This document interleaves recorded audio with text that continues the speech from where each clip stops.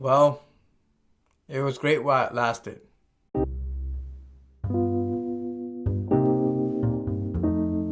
The Raptors lose to the Brooklyn Nets 101-91. It's a tough game to watch as the Raptors struggled all game long to make baskets.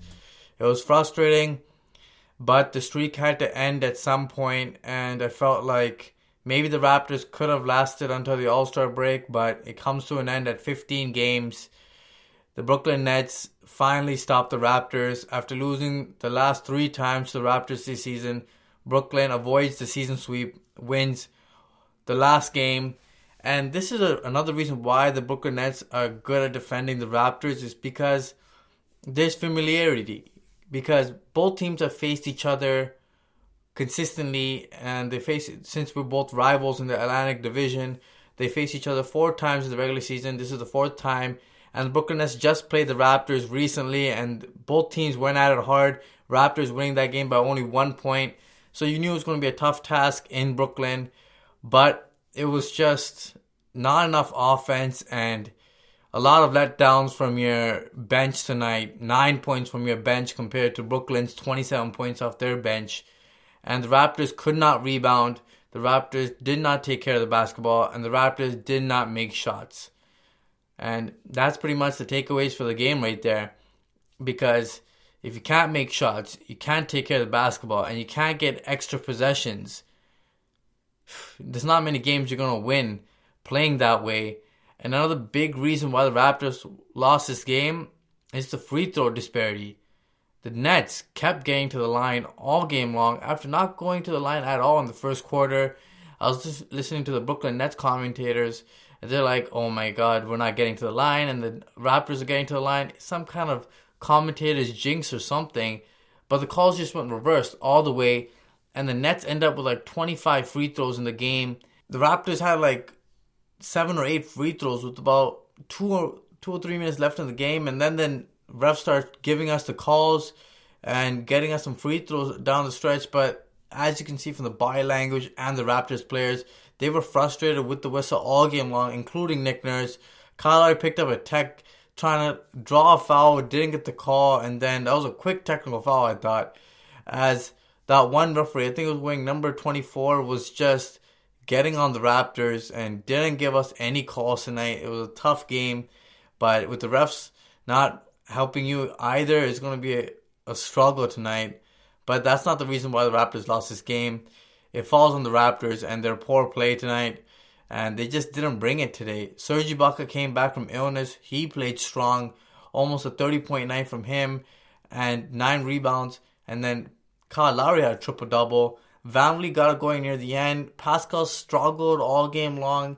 Got it going a little bit in that second quarter, but you know what? He was cold too. He was like 6 of 19 shooting the basketball. OG gets a wide open look in the corner in the fourth quarter to really make this a game. But after this guy does not touch the basketball for most of the game, you can't expect him to be in rhythm and knock down shots. And he missed it.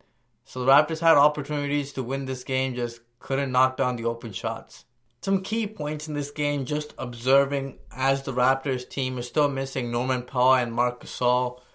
The Raptors' offensive variety from the bench is just not there. If Terrence Davis is not knocking down his three-point shot, he's completely useless because he couldn't guard anybody tonight and he couldn't score. He went 0 of 6 in this one. Rondae Hollis-Jefferson had his moments, but he could not out-rebound DeAndre Jordan or Jared Allen, who kept crashing the glass all game long. Caused havoc for the Raptors because the Raptors lost the rebounding battle by 13, giving the Brooklyn Nets extra possessions, wide open looks. And those are just backbreakers and like morale killers. And then another problem the Raptors had was Chris Boucher. Man. Like, I hate to beat up on the Canadian kid, but they were looking into Chris Boucher's analytics, and he's 28% from 3, and they just disrespected him on offense. They just let Chris Boucher be completely wide open at 3, and they didn't even care. They let him shoot it. They didn't even try contesting it. He bricked the first one, and then they gave it to him again. They bricked the second one, and Nick Nurse is just staring down at the floor because he can't believe what's Chris Boucher doing? Like, if you don't have that shot, dribble handoff to somebody else, set a pick or something. They want you to shoot it. They're playing the numbers, and the numbers really showed that Chris Boucher cannot hit those threes. And then on the other end, he's getting bodied. His like skinny build is not going to help him box out.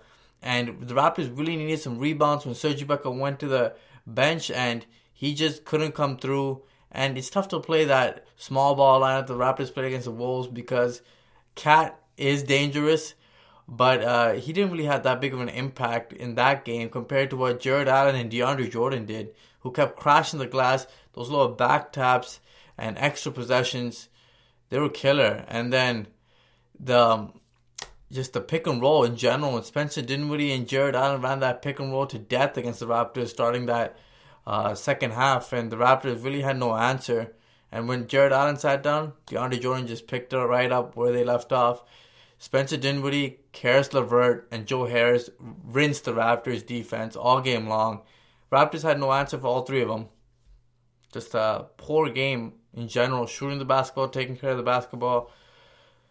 It was a struggle. And Lowry tried getting this team back into it, like trying igniting the team, but Lowry was frustrated as well. He picks up his fourth in the third, and then picks up his fifth in the third quarter as well. Bad foul, the fifth one.